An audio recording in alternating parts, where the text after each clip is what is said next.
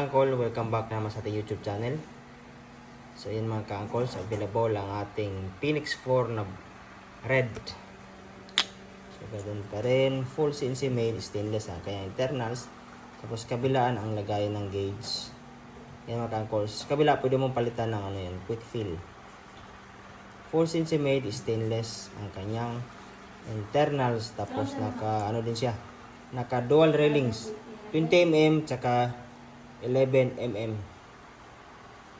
Tapos itong kanyang buffer tube adapter, binalik natin sa unang design na M29. Yung una kasi M29, tapos nag-request sila na gawing M30 para kasya yung folding adapter. Yung ngayon naman nagreklamo naman yung iba kasi yung buffer tube nila maluwag naman.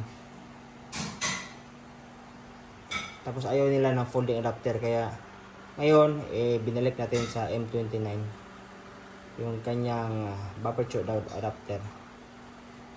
Ayan, kaganda natin yung trigger. So available na kulay mga ka-angkols. Sa mga hindi pa pala nakapag-subscribe natin channel, please subscribe na lang. Paki-click yung notification bell para mag-update kayo sa mga bagong videos natin. At huwag na kayong maghamas mga ka-angkols, please see description below, nandun yung mga link ng Lazada natin at Facebook account, pati yung Facebook page natin, doon kayo mag-message.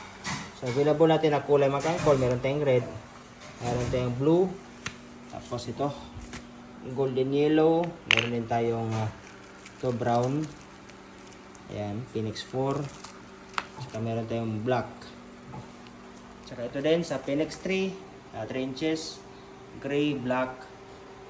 Ayan yung available natin mga ka-angkols.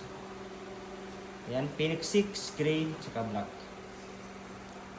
Ayan mga ka-angkols, paunahan na lang mga ka-angkols. So may naka-reserve na sa mga resellers natin. Hindi natin banggitin lang. Ayan. Naka-reserve na yung iba dyan sa mga resellers natin.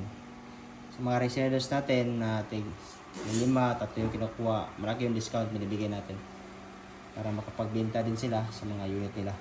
Yan mga ka-angkols, yung available natin na receivers.